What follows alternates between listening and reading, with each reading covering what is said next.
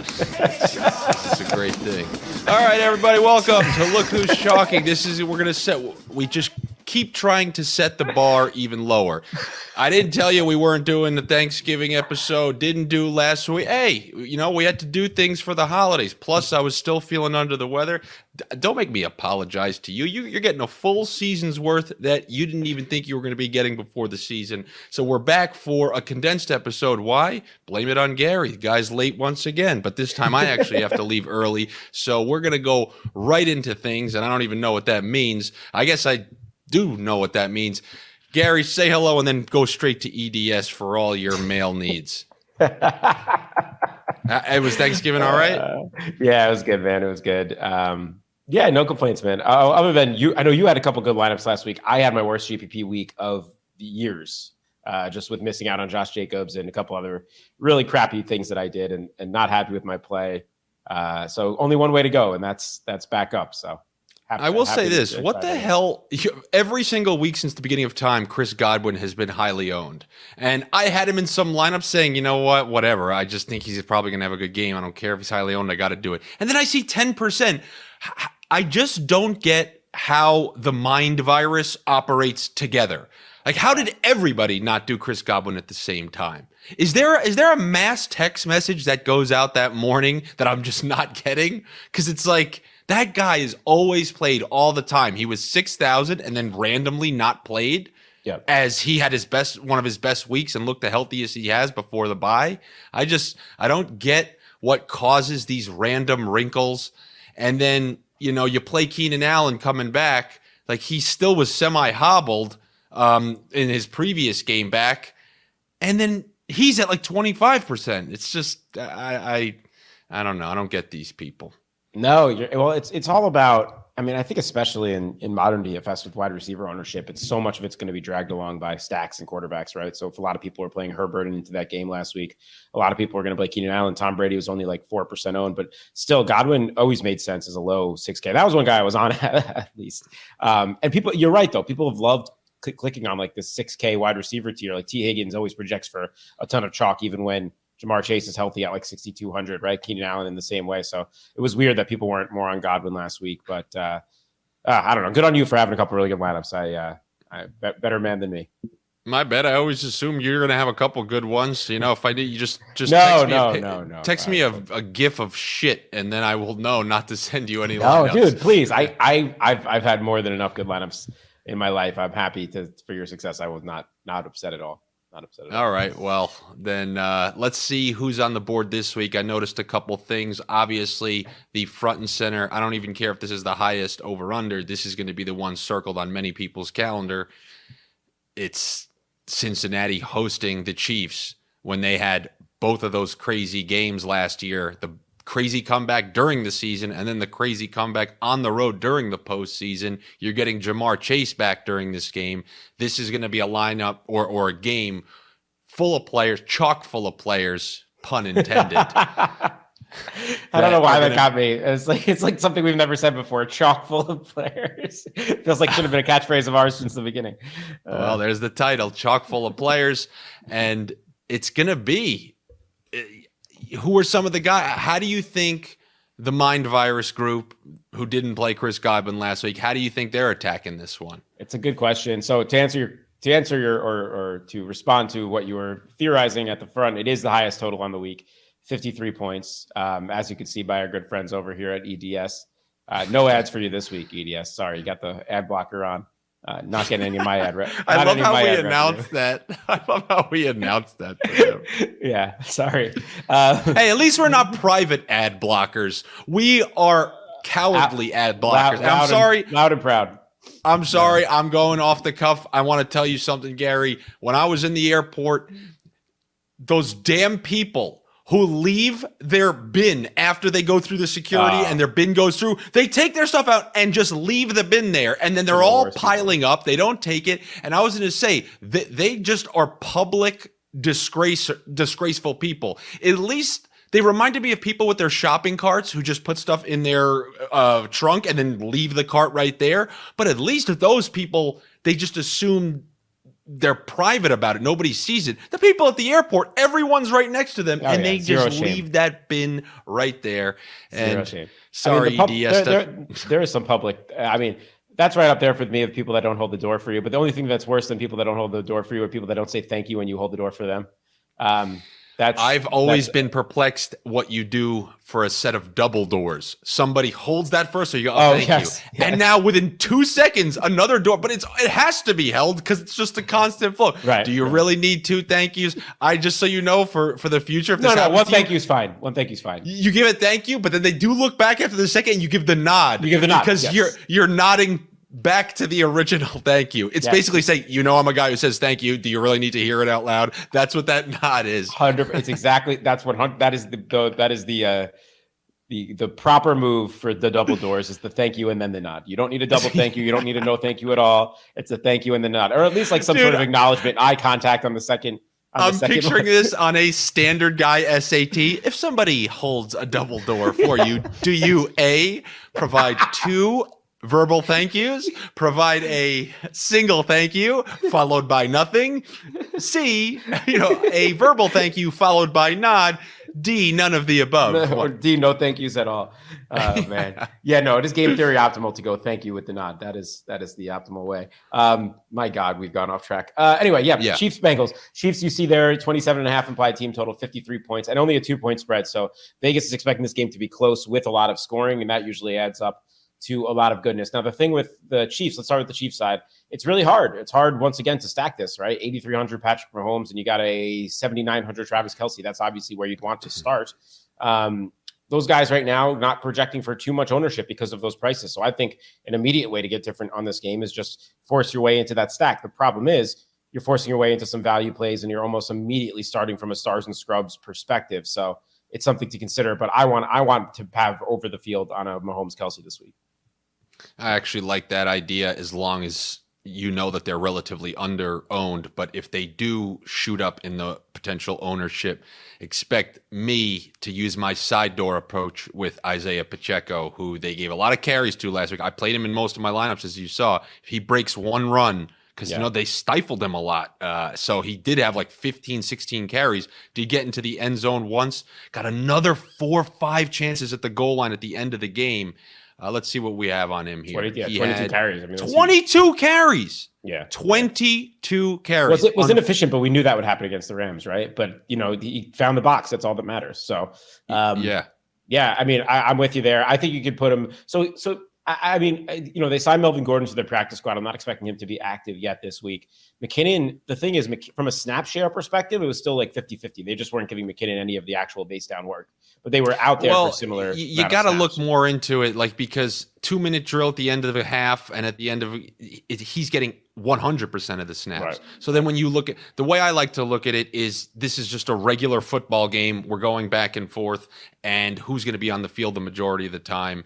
And I wonder if you take out the full 2-minute drill at the end of the first half, and then situations like that. I mean, I don't let that deter me if I think that the running game is going to be utilized, because if you don't mind clicking on McKinnon, look how many carries they gave him.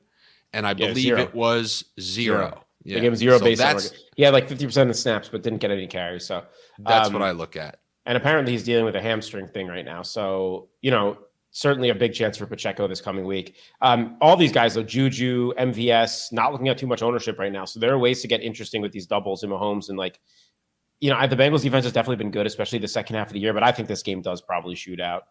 Weather's looking good in Cincinnati. So I think both sides are places you want to be. As far as I just want to say this too. Also, this is a week where we have 3 50-point plus game totals. We have not had much of that this year. I did a lot of historical lineup analysis for some of my articles at Establish a Run, and in the previous 4 or 5 years, we've had at least 1 or 2 per week on most weeks. This year, we've had barely any 50-point game totals. It's been a ton of 45, 46, 47, every single week on the main slate. So this is definitely one of the a unique week where you can get to 300 points, possibly as a winning lineup. It's going to be really, really high scoring, I think. So it's just something to consider. But correct me if I'm wrong. Yeah. Traditionally, in those last 2 games, Jamar Chase is the guy who murdered Kansas City. Yeah, and you see how vulnerable the Chiefs have been through the air, right? 32nd in wide receiver points against metric for DraftKings there. So, Jamar. I wonder his level of health. Yeah, I think he's okay. He almost played last week, so I think he's all right. I think he's going to go. And he that week 7 game, if you read some of the stuff reports that came out last night, he got really in depth about the injury. He played that week 7 game through this injury. They just hadn't had it diagnosed yet. And that was the game he had 8 for 130 and 2. Like the guy's a monster. So he's, I think for some reason this game's coming in under owned, and obviously ownership projections are really early right now, but 11% Burrow, that's a lot. But Mahomes only like 6. I always tell you I don't worry about quarterback ownership, but Jamar, Higgins, Mixon if he plays, everyone's coming in under 10% right now. So wow. And let me guess, everyone's coming in on that other game, the Herbert Chargers. Yeah, I think it's so the other 250-point games we should say, and those I think we should really just focus on those 3 games this week. But the other 250-point games are Chargers, Vegas, and then the 1:00 game that's going to be pretty sneaky, I think, is Jacksonville, Detroit. In the dome, that's got like a 51.5, 52 as well. So but yeah, let's see. I haven't really looked at ownership too much yet as far as Chargers, Raiders. Josh Jacobs. Players? Josh Jacobs projecting for the most ownership on the whole slate, which makes sense, right? Yeah. The guy's just a freaking machine. It's unbelievable. It's just hilarious. We used to argue about him as like, where do you rank him amongst the 15th to 20th best running backs in the league? And now he's literally leading like every category. My whole thing was, why are people calling Antonio Gibson the next McCaffrey, and why I was making people convinced to me, why am I not taking Josh Jacobs over him? He was always my, like, you guys love Antonio Gibson, give me Josh Jacobs at a more discounted price, and I bet you they're right around the same level. I think we can officially say you were right about that one. You know what's funny about this year? That even this year, where both guys were completely written off, basically, they were still going around the same ADP. They were still going in like the 8th round. They were going right next to each other in the 8th round. Watch Gibson go on a new team, and they say he's going to be the starter, and they're going to do it again next year. Yeah, right. In 2021, they were both going in the 2nd round, and now in 2022, they were both going in the 8th round. And here's Josh Jacobs. But the thing is, like, obviously, I think you're 100% right about the Jacobs versus Gibson thing. But the one thing you can argue is that he's a completely different player this year. Right? He's never looked like this in his NFL career, which is one of the most efficient running backs in the league. Great vision. You were always on the check down Charlie thing for Derek Carr, and Josh Jacobs has obviously been benefiting from that. His targets every week 7, 8, 4, 4, 3. Look at that. 5, 6. I'm telling you, I've been screaming about that since the beginning of time. And now look, he's going to be a free agent. Next running back next year, take whoever the hell their running back replacement is if he doesn't come back. Because whether it's Rivers or Carr, they're going to end up with 50 catches because they can't help themselves. Yeah, no, it's true. So anyway, what are you doing with Josh Jacobs, Chalk? Because 30% seems like a lot to me coming off the big week. I'm not going to play a ton of him. Yeah, I don't think I am either. Even though the Chargers have a really bad run defense, and they have for years, and it's in Vegas, and like we know that they want to run through him. So like, I think if I was a cash player, I would lock him in my cash lineups. Those lineups that I sent you last week, my best player was probably James Conner. It's because I thought with Marquise Brown coming back, everybody focusing on maybe the pass catchers and using Murray, I was like, well, James Conner is getting so many touches, and they're indoors against a team who can't stop the run. I guess it is a little worrisome. Maybe that injury will flare up because I know he's been limited. But in this particular game, man, I feel like this stack never really screws me, and it's Herbert, Eckler, and Allen. Yeah, I sent, even if it gets off to slow starts, I feel like that trio never screws me. And I guess both stacks that I want to use in those 2 high-scoring games, KC and Cincinnati, Chargers, Vegas, there's no way around it. I am going to need some scrubs to fill the lineup. That's the thing. That's the problem. So Eckler's going to be owned as well, which makes sense, as he should be. So both running backs on each side of this game. And the funny thing with the Keenan Eckler thing is, like, in super large field stuff like the Millie, I'm not talking like the power sweep, but like really large field tournaments, when Mike Williams is healthy, I don't love playing Keenan and Eckler together because technically they're operating in the similar role of that offense, right? Yeah. Like middle of the field, check down, catch stuff. But it's completely different without Mike Williams. Like they're going to be there. So much of the target share is going to condense around those 2 guys that I'm totally cool with the double stack. And I'm not expecting Mike Williams to play this week. I don't think you can go Everett if you on one of them. Like if you're doing 3 Chargers lineups, you can use. Oh, Everett. Totally. Yeah. I would lock Eckler though, probably in any Herbert stuff. I think. But I think it's a good game. This game seems like it's going to have more ownership than the Chiefs Bengals because of the Eckler and Josh Jacobs of it all. And then Devontae Adams is looking like double-digit ownership as well. And so is Foster Moreau because he had his 7 targets last week, found the end zone. Like his role is really good. That Darren Waller role is really, really, really good in that offense. Similar type of safe targets that Derek Carr likes. So yeah, all of Foster Moreau, Devontae Adams, Josh Jacobs is going to get a lot of ownership. St. Brown seems to repeatedly have big weeks. He's in the other 50-point game. Right?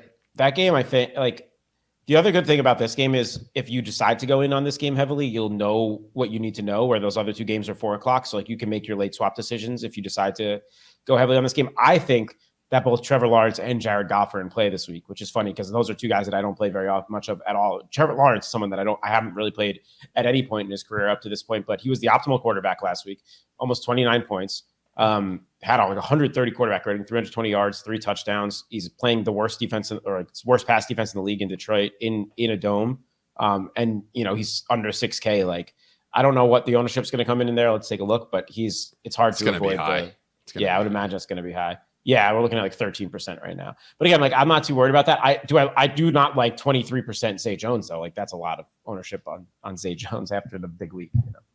My God, that's ridiculous. I mean, he was ridiculous. So this is the thing. Like all the like analytics people have been like, keep playing Zay Jones, keep playing Zay Jones. The target share is ridiculous, and they finally he came through for them last week with 11 for 145. But I'll look at that as an outlier of the guy's been in the league for 6 years, and that's like his best game that he's ever had. So how about a little David Montgomery getting a ton of work? Maybe can he fly under the radar against the Packers at home? Yeah, so I said the same thing on the first look show that he like is somewhat sneaky to me. My thing there is I would prefer him if Justin Fields plays, similar to how the Ravens stuff works, where like Ravens running backs always do well because of the threat of Lamar. I think if Fields is out and they're going with like Trevor Siemian again, with no Darnell Mooney there, the Packers can they don't have to game plan much outside of Montgomery. So while the work might be there, I don't think the efficiency would be. So I'd really prefer him if Fields plays, but I think he should be on your radar either way this week.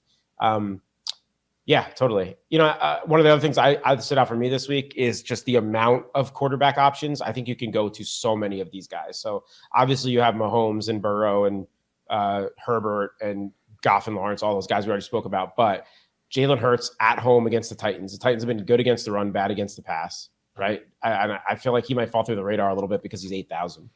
Yeah, and he ran a ton last week. Yeah, big time. Yeah, only 4% ownership right now on Hurts. And like no one's playing AJ Brown, no one's playing Devonta Smith. Like Eagles stacks are going to be really I got news for you. That's an AJ Brown game. This is an AJ Brown game. And revenge spot too. This is the AJ Brown game. I love AJ Brown. Should we both put AJ Brown as our man's warehouse pick of the week? No, because I got one that I want to give you. And you know what? This is called what is a place, Gary, to get premier suits? Valentino? Sure, yeah, that sounds right.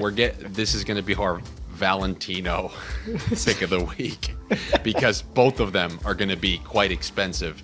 AJ Brown, not a lot of people are going to want to pay for. So yeah, why don't you make the case for him quick, and then I'm going to tell you my Valentino pick of the week. Yeah, I mean we just made it right. Like 7,800 is not too expensive for me considering like what we've been paying for Tyreek Hill and all those guys this year, but it's just overpriced enough that people are going to keep him off him, right? And this is. I think weather will be all right there. As you say, it's an AJ Brown type of game. It's going to be outdoors, a little grittier, colder.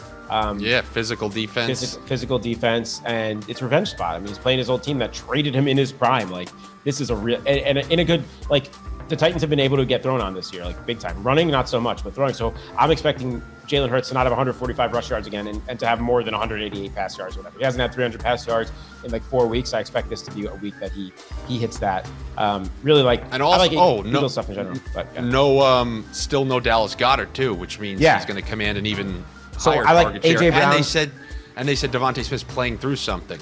And they're changing. They're changing the way that they are playing because of it, right? They're not using tight ends really. They're using a lot more Quez Watkins. So like I think an AJ Brown, Quez Watkins double stack or something like that with Hurts makes a ton of sense, So nice. So if you wouldn't mind clicking on Flex and showing everybody AJ Brown, I got somebody who's going to be right over there.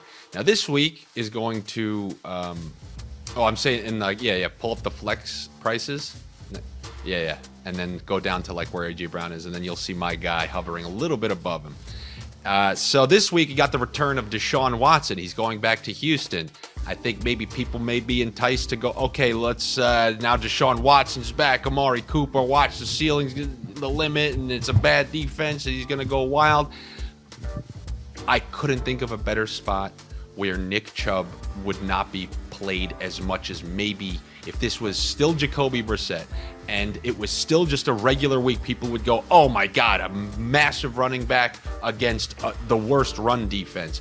But I think Deshaun Watson maybe blurs a little bit of this. And then when you mentioned that some of those other running backs are going to be so highly owned, the Ecklers and the Jacobs, and there's not going to be enough money to go around. And Gary, you can cut me off at any time if he's going to be the highest owned running back. I think he was a fantastic call. He was the cover boy of my first look video this week. This guy is running for 180 yards and 2 touchdowns because the team is going to want to protect Deshaun Watson. This guy hasn't practiced in months, and then he finally came back, and I don't know, you know how the classic media works. They show one clip of him from practice that he just like sailed over someone's head. But why you're not going to let Watson go wild? This is his. I mean, he played like a couple of series in the preseason, didn't play last year. We're already at week 13. He's going to be rusty, full rust, full crust. Hand the ball to Nick Chubb. He's my Valentino pick of the week because you're going to have to pay for him. But I don't know, man. You may be talking to that girl you wanted to take to prom all those years ago. Full rust, full crust. I love it. No, man, we've been doing the show together for too long because I literally said the exact same words pretty much. I think I said on the first look show, Nick Chubb's gonna have 200 yards and 2 touchdowns this week. So you said 180 and 2 touchdowns, but I legitimately think that's his ceiling. I think his ceiling is 200 rushing yards and finding the end zone twice. Like anytime you have a ceiling like that, like I don't give a shit about the pass game. And if you're a FanDuel player, I wouldn't be overthinking this. I'd lock him in every single lineup on FanDuel. And also, because of this Deshaun Watson thing, I really think Houston's going to try to go wild to win the game. Brandon Cooks is 5,000. He's 5,000. It's funny because both those guys, I was writing cheap wide receiver volume this morning, and both Nico Collins and Brandon Cooks make the list this week. So Nico's been like, my concern with Brandon Cooks is just I think he's checked out since the trade deadline thing. Like he just doesn't care. Meanwhile, like look at these targets for Nico Collins, 9, 7, 10. This is a high second round draft pick guy who in college at Michigan was a big play receiver. They've been using him a little different this year, but the volume's really there. I like Nico Collins better as a salary saver at only 4,200. But I think I agree with you. Both guys are in play. And is Allen going to start again? I think so. Because that was a downgrade to me. I think it's a downgrade also. Any interest in White Lotus creator Mike White? No. I'll make the case. He's been twice now, and I love historical stuff. Twice almost the perfect quarterback. Once last year in week 8. This past week he was very close to being it, but Trevor Lawrence gunned him by 2 points and was only a couple hundred more, so got him. But he had 315 yards, 3 touchdowns against the Bears. The Vikings, what do you do against the Vikings? You do not run on them, but you certainly can pass on them. This past game is completely open up now. Like I don't know if I want to go there yet. And obviously, I told you how I kind of like Goff. Is this on the road? Trevor Lawrence. It's on the road. I don't like it, man. Yeah, no, it's fair. And there's a lot of spend down options. I'm just making the case that like basically my point here is you can make an argument for a ceiling floor case of like 12, 13 different quarterbacks this week. And I don't like slates like that. I like when I can condense my quarterback pool a lot. But you can make an argument for Mahomes, Hurts. Always can make an argument for Lamar, Fields if he plays, Herbert, Burrow. I'm not going to Tua in San Francisco. You can make an argument for Watson. Perfectly healthy. Trevor Lawrence. You can make an argument for Jimmy G at home against the Dolphins. The Dolphins have been getting crushed through the air. Jimmy G is like 12th in the league in quarterback points, something like that. He's not been bad. And then you still have Goff and Trevor, and you can make an argument for a lot of quarterbacks this week, and that kind of week scares me. Yeah. Well, guys, you know how I always refer to the power sweep, which is you get 3 entries at. I'll give you my 3 quarterbacks that I would use, one in each lineup. Yep. My first thought was Patrick Mahomes. I do definitely want to have him. Yep. I'm going to take your advice and do an AJ Brown, Jalen Hurts. And my third one is the toss-up between Burrow and Herbert. Yes. And I think you should go Herbert on the third one because if you're going to go Mahomes, like you're basically banking on that game going crazy and Mahomes being the quarterback, the side you want, right? So like I would just take the exposure to Herbert on the third one there, and you get a little bit of a well, not a discount, obviously. They're similar price, so I would. That's what I would do. But I'm with you though. Like I think I'm going to be doing more single entry 3 max than mass entry this week too, and I'm in a similar spot. I think I'm definitely looking at Mahomes and Hurts, and if I don't know if I'm going to do my third one as like a spend down or if I'm going to do Herbert. The problem is, man, Burrow's trending into playing that great way, just like he's at home, and the Chiefs have been getting crushed against the pass. Trending, man. It's a great game against the Steelers. In that way, though, I would just do Burrow, Herbert, and Hurts, and leave the Mahomes side out, and just try to get exposure to the Chiefs. Yes, you know why? Because then I get to use my sniff. I still have a good feeling about Pacheco. 22 carries, and also the way those games ended last year, where the Chiefs went cold in the second half. Maybe if they get up for the third straight game, because they had 2 big leads on them in 2 games in a row, maybe you see a ton of Pacheco in the second half. And if you have Burrow, and even if he does fall behind, and the game stays like those previous 2, because they both went the same way. Quiet in the first half of the Bengals, massive second halves, a lot of Jamar Chase. So maybe I will do a Burrow Chase, or depending on which way I want to go. And now that he's back, I feel like that makes Tyler Boyd's matchups better, but he'll probably won't be discounted. But I think maybe I'll even do. I think I'll do. Okay, we're doing a little lineup building. I'm just messing around, see what this would look like, right? Give me Burrow with Chase and Hayden. Do you have Hayden Hurst in there? Yeah, look what I got. I got Burrow, Chase, Hurst with the Pacheco bring back, and then Nick Chubb and Chubb. So let's start with that, and then here. So take your give me a rusty defense. Yeah, quick sniff defense. Steelers. Yep. Steelers. All right. And then quick sniff defense. give me your quick sniff. And then, so I don't think we can fit my guy AJ Brown in this lineup, because then you're going straight come on. cross. Now we're going wild. Let's just see what we can get. Well, then you can put Nico Collins in, and then you have to. You got 3,400 left for your other cross there. This is one of your scrapers. No, you'd go double tight end here. It'd be ugly, but that's what you would do. Out of curiosity, if you replaced AJ Brown with Brandon Cooks, and that was we did a full secondary stack. Yep. So take Collins and then if you chuck Collins, then you got all right, 5,200 with each player. 6K. You could do the double bring back, which I don't think is a bad play at all. Correct. Type of thing. Because the difference, I'll tell you what I like the double to bring back. I like it in a case like this, when the difference in price between the 2 quarterbacks, so the difference in price between Burrow and Mahomes is $1,400. That's a lot of money. So the way, like, you can see a point where Mahomes outscores Burrow and you need 2 Chiefs targets, but Burrow is still more optimal. And so this is like the exact type of situation where a double bring back makes sense. Perfect. All right, everybody, we got to cut out of here. We're a little short on time today. Gary has a show. I got to go leave and do something that I'm not telling you about. Gary's got a show. I got to go be shady. We're all doing things. Really? You want to know what it is? I got a haircut, and I think they secretly get pissed off if you show up late and don't give the quality that they would have as if you were on. Oh yeah, I think you're right about that. Look at this. What's going on here? What, you going to the Jersey Shore? Yeah. All right, everyone, take it easy. We'll be back with you next week. Good luck to you. Better luck to us. And we'll talk to you then. Take care. See ya.